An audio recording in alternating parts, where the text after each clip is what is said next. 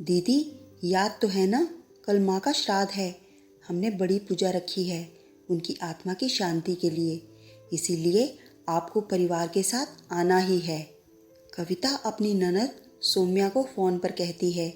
तभी सौम्या अपनी भाभी को बोली, मैं नहीं आ सकती, आपको तो पता ही है कि उनको छुट्टी नहीं मिलेगी। अरे दीदी, ऐसे कैसे? माँ के जमाई और बेटी उनके श्राद्ध में नहीं आएंगे तो माँ की आत्मा को शांति कैसे मिलेगी? इसीलिए आपको आना ही पड़ेगा, बाकी मुझे कुछ नहीं पता। इतना बोलकर कविता ने फ़ोन रख दिया। इधर सौम्या पुरानी यादों में खो गई। जब अपने पापा की मृत्यु के समय सौम्या अपने मायके आई हुई थी, सौम्या को माँ बोली, बेटा, तुम्हारे पापा मुझे अकेला छोड़कर चले गए, पता नहीं अब किसके सहारे जीऊँगी। माँ सौम्या के गले लगकर रो रही थी। तब सौम्या बोली, ये सब लोग तो हैं ना, भैया भाभी और बच्चे, तो चिंता क्यों करती हो?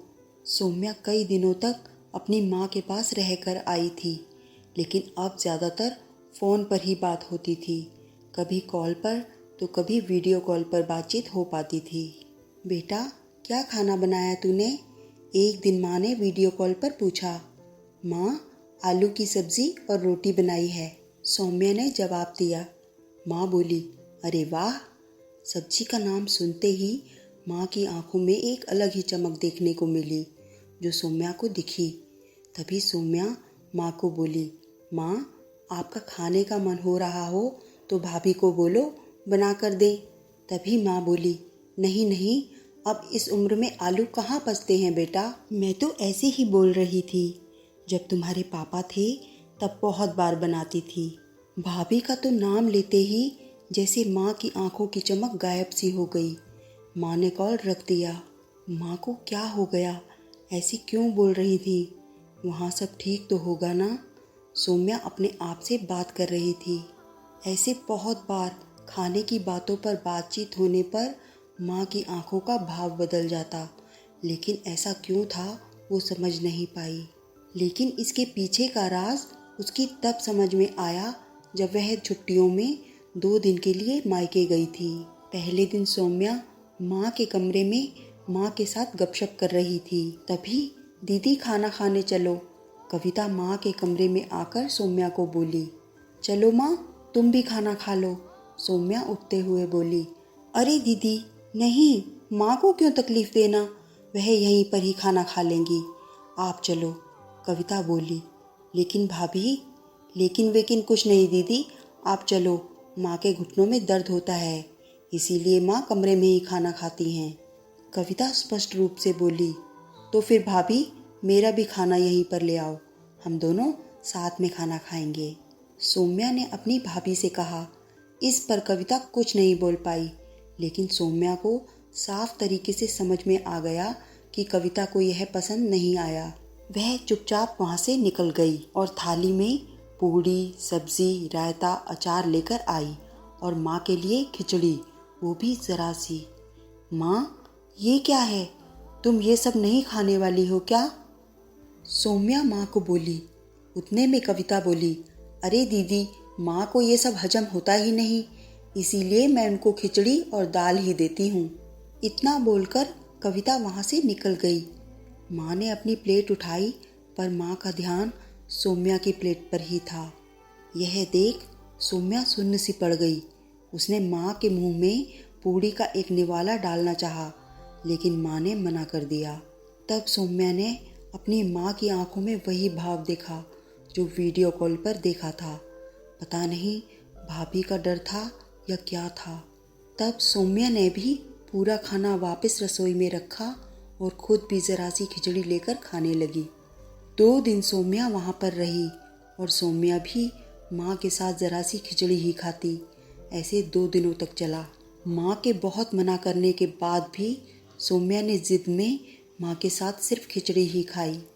वापस जाते समय सौम्या अपने भाई से बोली, भैया, मैं कुछ दिनों के लिए माँ को अपने घर ले जाती हूँ। क्या तुम्हारा दिमाग खराब हो गया है? लोग क्या कहेंगे कि बेटा माँ को तकलीफ़ देता होगा, इसीलिए माँ अपनी बेटी के घर रहती है।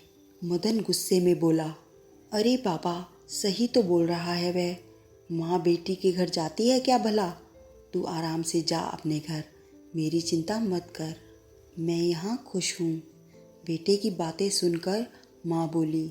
सौम्या ने बहुत जिद की, लेकिन माँ बेबस थी। सौम्या उदास मन से अपने घर वापस आ गई। कुछ दिनों बाद खबर आई कि माँ अब नहीं रही। इस खबर ने सब कुछ खत्म कर दिया था। सौम्या को पता था कि माँ कितनी तकलीफ से गुजरी थी, लेकिन वह बेटा नहीं बल्कि बेटी थी, इसीलिए कुछ नहीं कर सकी थी। सौम्या अकेले ही माँ के श्राद्ध में आई। आज माँ के श्राद्ध में 56 तरह के भोग बनाए गए। सब लोग मज़े से खा रहे थे। लोगों ने कविता और मदन की वाहवाही करने में कोई कसर नहीं छोड़ी। दुनिया के सबसे अच्छा बेटा और सबसे अच्छी बहू कह रहे थे उन्हें।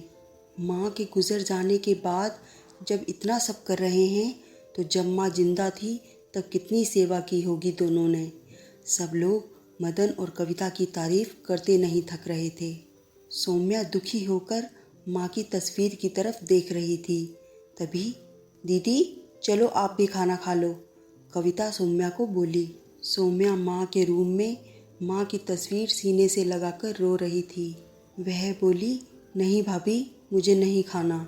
लेकिन क्यों? आप खाना नहीं खाओगी तो माँ की आत्मा को शांति कैसे मिलेगी? कविता सौम्या को बोली। भाभी, जिस खाने के लिए मेरी माँ जब तक जिंदा थी तब तक तरसती रही, उनके मरने के बाद उन्हें दे रहे हो तो वो कैसे तृप्त होंगी? सोच कर देखो एक बार। आज आपने पकवानों का ढेर लगाया है। माँ जिंदा थी तब आपने उनके मनपसंद खाने के 2 निवाले खिलाए होते तो माँ वैसे भी तृप्त हो चुकी होती। ये जो भी हो रहा है वह सिर्फ एक दिखावा है। इसकी वजह से माँ कैसे तृप्त हो पाएंगी? और जिस घर से मेरी माँ अतृप्त होकर चली गई, उस घर में मैं कैसे खाना खा सकती हूँ? सौम्या रोते हुए कविता से बोली।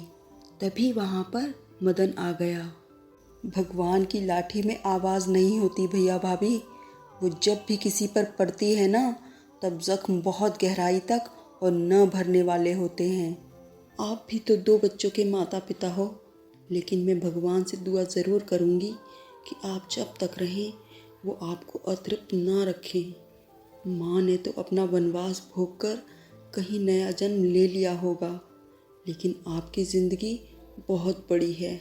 सौम्या यह सब बोलकर माँ की तस्वीर लेकर चली गई।